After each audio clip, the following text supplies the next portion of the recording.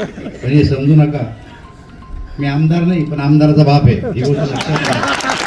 आणि एका आमदाराचा बाप नाही, दोन आमदाराचा बाप आहे, दोन आमदाराचा बाप आहे.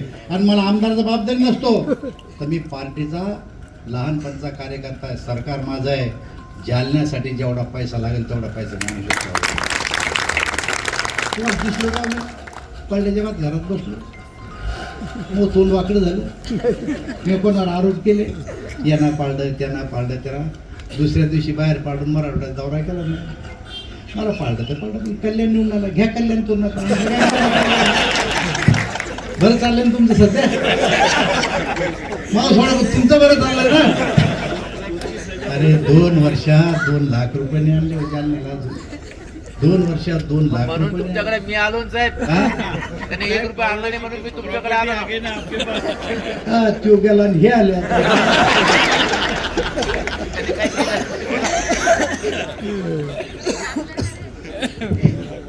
त्याच्यामुळं नगरपालिका हिम्मत केली आम्ही तुमच्या भरोशावर एकटेच जीवावर लढायची. 5 माणसं आहे तुमच्या वार्डात, 5चे 5 माणसं आली पाहिजे. आपली गोष्ट लक्षात घ्या. तर आता आम्ही तुम्हाला सांगू राहिलो आणि पाठच असन घरी काय एवढं कुठे गेली त्याला ते काय नाही सभेला ते करायला बी होता सभा झाली. भाऊ तुम्ही बी तोंड उडाला जरा जरा शेजाऱ्या पाजाऱ्याला मला चहा प्यायला म्हणा. नाही 5चे 5 आले पाहिजे. जालना नगरपालिका महापालिका भाजपच्या ताब्यात आली. मी सांगा ना तुम्ही, आम्ही तर तोंडात फेशी तर सांगू राहिलो. भारतीय जनता पार्टीचा उद्यापासून तुम्ही तुमच्या दोस्ताला मित्राला हिंडणारे फिरणारे जे असतील तुमचे सगळे त्याला एकत्र करा आणि त्याला सगळ्याला सांगा आमच्या एकट्याच्यानं काही होणार नाही. ही एक लाट निर्माण झाली पाहिजे, एक हवा निर्माण झाली पाहिजे की नाही.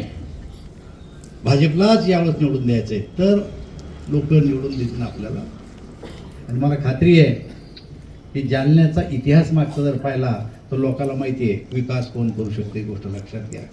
या निवडणुकीत आम्ही कोणावरही टीका टिप्पणी केली नाही. आम्ही विकासावर बोलतो.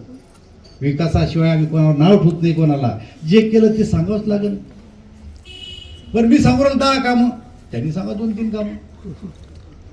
स्पर्धा लावा, चला बोलवा, असं स्टेज बोलवा आणि सारे राजकीय पक्षाचे लोक बोलवा.